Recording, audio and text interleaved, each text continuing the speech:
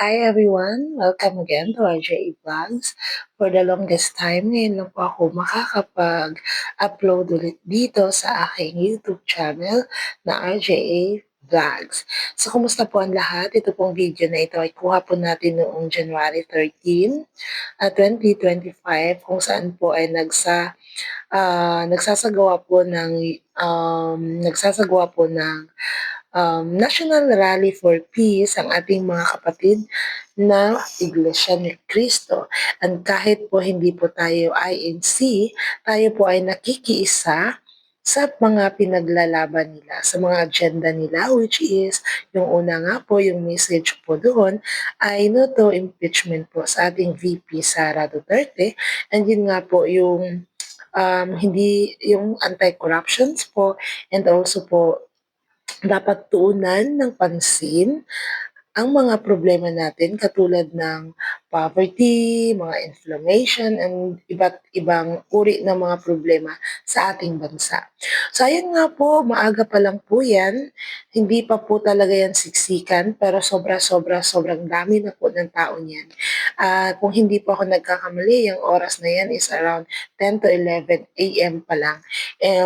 Knowing na alas 4 ng hapon magsisimula, yun pong rally po talaga.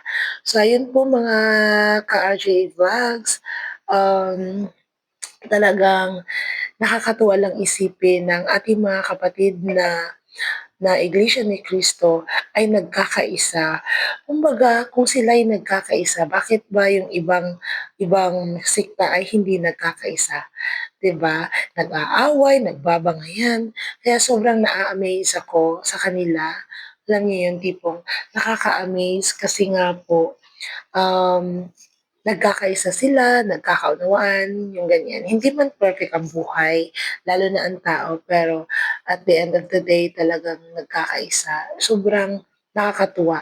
Yun nga po, unity talaga sila. So, INC for Unity, may mga banners po sila doon.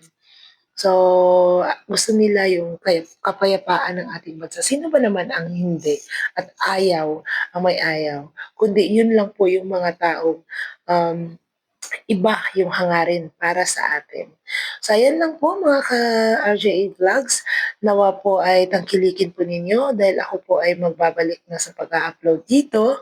Kasi nga po matagal-tagal na rin po akong hindi nakakapag-upload. I guess almost 3 years na rin po. Sayang yung aking sinimula noon na umabot na sana ako ng 600 plus na subscribers. Pero nga dahil po iniwan ko ito. Kaya nawala po yung iba, naging 300 plus na lang, 300. So, malaki po yung nabawas, kalahati po yung nabawas.